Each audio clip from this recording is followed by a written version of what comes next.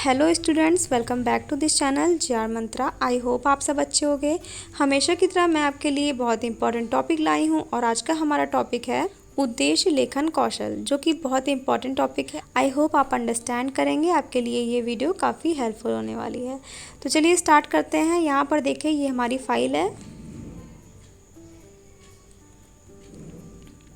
और यहाँ पर है हमारा उद्देश्य लेखन कौशल। तो यहाँ पर देख लेते हैं हम पहले उद्देश्य लेखन कौशल है क्या। आप जो भी पाठ योजना पढ़ा रहे हैं उसमें आपका जो भी प्रकरण है, मीन्स आप किसी भी क्लास में आपकी टीचिंग लगी हुई है और आप जो टॉपिक पढ़ा रहे हैं, मीन्स प्रकरण पढ़ा रहे हैं, तो उस प्रकरण को लेके आपके जो उद्देश्य होने चाहिए, तो उसी को हम कहते हैं उद्देश्य लेखन कौशल। तो यहाँ पर देखिए, यहाँ पर आप लिखेंगे छात्र अध्यापक या छात्र अध्यापिका का नाम। यहाँ पर आप अपना नाम फिल करेंगे। इसके बाद यहाँ पर पाठ शीर्षक लिखेंगे कि मीन्स आप किस टॉपिक पर ये फाइल आपकी है। तो यहाँ पर देखिए, आप लिखेंगे उद्देश्य लेखन कौशल। इसके बाद आप कक्षा 8 में आप पढ़ा रहे हैं तो कक्षा 8 लिखेंगे। इसके बाद आप दिनांक लिखेंगे, फिर अवधि लिखेंगे। तो इस तरीके से आप लिखेंगे। इसके बाद आप देख रहे हैं कुछ आपको पॉइंट्स दिए हुए हैं। इसके घटक मीन्स जो आपका उद्देश्य लेखन कौशल है, इसके घटक क्या होते हैं, मीन्स कंपोनेंट्स आप लिखेंगे। तो देखिए, इसमें आपके कुछ पॉइंट्स हैं। उद्देश्य को व्यवहार परक बनाना मीन्स आपका जो भी प्रकरण है उसके प्रति जो भी आपका उद्देश्य है वो आपका क्या होता है, उद्देश्य को क्या करना, व्यवहार परक बनाना। ठीक है, मीन्स व्यवहारिक तरीके से उस टॉपिक को आप पढ़ाएंगे। ऐसा नहीं है आप बिल्कुल किताबी लैंग्वेज पढ़ा दे रहे हैं, आप उसको व्यवहारिक तरीके से पढ़ाएंगे। मीन्स जो भी आपके डेली लाइफ में, मीन्स जो भी आपके रोज़मर्रा की ज़िंदगी में, जो भी आपके वास्तविक जीवन में और आपके व्यवहारिक जीवन में जो भी आपके शब्द होंगे उनको भी आप प्रयोग करेंगे। ठीक है, ऐसा नहीं है कि आप सिर्फ बुकिश लैंग्वेज का यूज़ करेंगे। तो आप क्या करेंगे, यहाँ पर व्यवहार परक बनाना अपने उद्देश्य को इस टॉपिक को लेके। ठीक है, अब देखिए, छात्र व्यवहार को निरीक्षण योग्य व्यवहार किस परिस्थितियों में होगा उसका स्पष्ट संकेत करना। मीन्स आप जो भी टॉपिक पढ़ा रहे हैं, बच्चा उस प्रकरण को किस तरीके से समझ रहा है और अपने व्यवहारिक जीवन में किस तरीके से उसका प्रयोग कर रहा है, किस तरीके से निरीक्षण योग्य व्यवहार अपना वो बना रहा है, ये सारी चीज़ों को आपको ध्यान देना।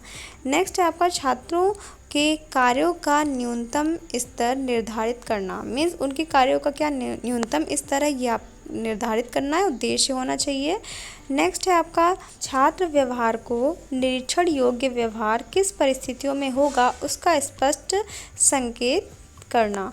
मीन्स आप जो भी टॉपिक पढ़ा रहे हैं, बच्चा उस प्रकरण को किस तरीके से समझ रहा है और अपने व्यवहारिक जीवन में किस तरीके से उसका प्रयोग कर रहा है, किस तरीके से निरीक्षण योग्य व्यवहार अपना वो बना रहा है, ये सारी चीज़ों को आपको ध्यान देना। नेक्स्ट है आपका छात्रों के कार्यों का न्यूनतम स्तर निर्धारित करना। मीन्स उनके कार्यों का क्या न्यूनतम स्तर है, ये आप निर्धारित करना है, उद्देश्य होना चाहिए। नेक्स्ट है आपका छात्र व्यवहार को निरीक्षण योग्य व्यवहार रूप में व्यक्त करना। मीन्स छात्र व्यवहार को निरीक्षण योग्य व्यवहार में व्यक्त करना। नेक्स्ट है विषय वस्तु के साथ उद्देश्य का सार्थक संबंध बनाना। मीन्स जो आपका विषय वस्तु है, जो भी आपका विषय है, मीन्स आप कोई भी जो सब्जेक्ट पढ़ा रहे हैं उसका जो भी प्रकरण है, मीन्स उसका जो भी विषय वस्तु है, जो उसका क्षेत्र है, उसके साथ उद्देश्य का सार्थक संबंध बनाना। ठीक है, बच्चे ताकि कनेक्ट कर पाएँ जो आपका प्रकरण है, जो आपका टॉपिक है और जो आपका उद्देश्य होना चाहिए, उसको सार्थक संबंध बनाना। तो ये हो गए आपके कुछ यहाँ पर पॉइंट्स जो कि थे उद्देश्य लेखन कौशल के। अब देखिए, उद्देश्य लेखन कौशल को हम यहाँ पर इस तरीके से लिखेंगे हेडिंग में, और यहाँ पर लिखेंगे विद्यालय का नाम। आप जो भी आपकी टीचिंग जिस स्कूल में लगी होगी, आप उसका नाम लिखेंगे, उस शिक्षण संस्थान का। नेक्स्ट है आपका छात्राध्यापक या छात्राध्यापिका का नाम।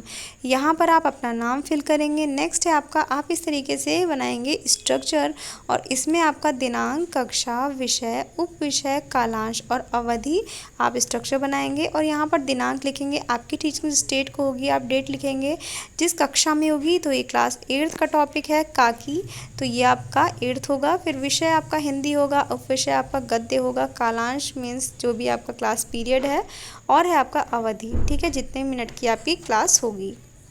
जैसे कि यहाँ पर 8 मिनट लिखा हुआ है, 6 से 8 मिनट आप यहाँ पर फिल करेंगे।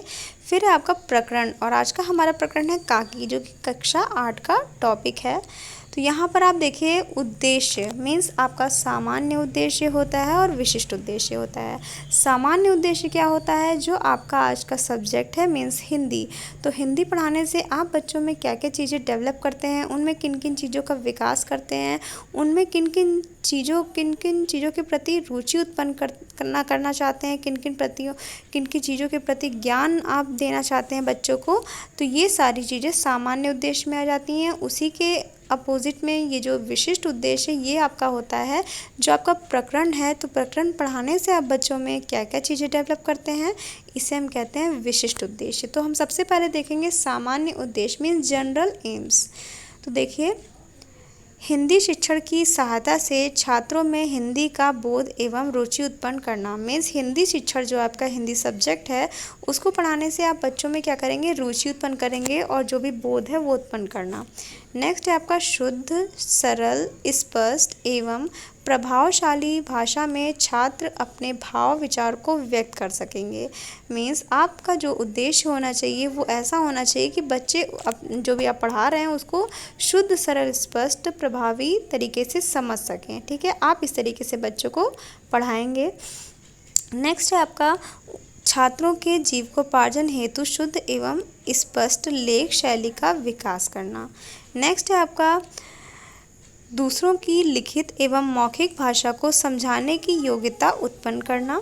छात्र के ज्ञान, विवेक एवं चरित्र का विकास करना। पठन पाठन के प्रति रुचि उत्पन्न करना। छात्रों के सृजनात्मक एवं रचनात्मक क्षमता का विकास करना मीन्स जो बच्चों की क्रिएटिविटी है उसका विकास करना। सिर्फ आप बुकिश लैंग्वेज नहीं आप पढ़ाएंगे मीन्स बुकिश नॉलेज नहीं देंगे, उसके साथ साथ आप व्यवहारिक ज्ञान भी देंगे ताकि बच्चों का सृजनात्मक मीन्स बच्चों की क्रिएटिविटी का भी डेवलपमेंट हो सके। नेक्स्ट है आपका हिंदी भाषा के विभिन्न शैली के ज्ञान कराना। जो भी हिंदी भाषा की जो भी शैलियाँ हैं विभिन्न, उसके प्रति बच्चों को जागरूक करना मीन्स उनको ज्ञान प्रदान करना। अब आप देखेंगे विशिष्ट उद्देश्य, जैसा कि मैंने आपको बताया जो भी आपका टॉपिक है उससे रिलेटेड जो भी उद्देश्य होने चाहिए आपके, इसे हम कहते हैं विशिष्ट उद्देश्य। तो यहाँ पर देखिए ज्ञानात्मक, भावात्मक और क्रियात्मक उद्देश्य, इसमें आपके 3 प्रकार के उद्देश्य होते हैं। पहला आपका उद्देश्य है ज्ञानात्मक उद्देश्य। ये क्या होता है आपका, नॉलेजिकल एम्स। देखिए ज्ञानात्मक उद्देश्य का संबंध सूचनाओं का ज्ञान एवं तत्वों की जानकारी, विषय वस्तु के संश्लेषण आदि बौद्धिक क्रियाओं से होता है। बौद्धिक क्रियाएं बालक को अधिगम में सहायता प्रदान करती हैं तथा अपेक्षित व्यवहार परिवर्तन की ओर ले जाती हैं। इस उद्देश्य की प्राप्ति कर छात्र तथ्यों, पदों, अवधारणाओं आदि की पहचान कर सकेंगे। ठीक है, ये हो गया आपका ज्ञानात्मक। आपका भावात्मक उद्देश्य, तो देखिए भावात्मक उद्देश्य क्या होता है। भावात्मक का संबंध अभिवृत्तियों, संवेगों व मूल्यों से होता है। इस उद्देश्य की प्राप्ति पर यहाँ पर छात्र विभेदीकरण तथा तुलना करके संबंध की पहचान कर सकेंगे। ठीक है, ये हो गया आपका भावात्मक उद्देश्य। नेक्स्ट है आपका क्रियात्मक उद्देश्य। इस उद्देश्य का संबंध विकास से होता है मीन्स आपकी जो भी क्रिएटिविटी होती है यहाँ पर आपका होगा समस्या के समाधान के लिए पद्धतियों की उपयुक्ति एवं अनुपयुक्ति की व्याख्या कर सकेगा और परिस्थितियों के अनुकूल ज्ञान का प्रत्यास्मरण कर सकेगा। तो ये आपके हो गए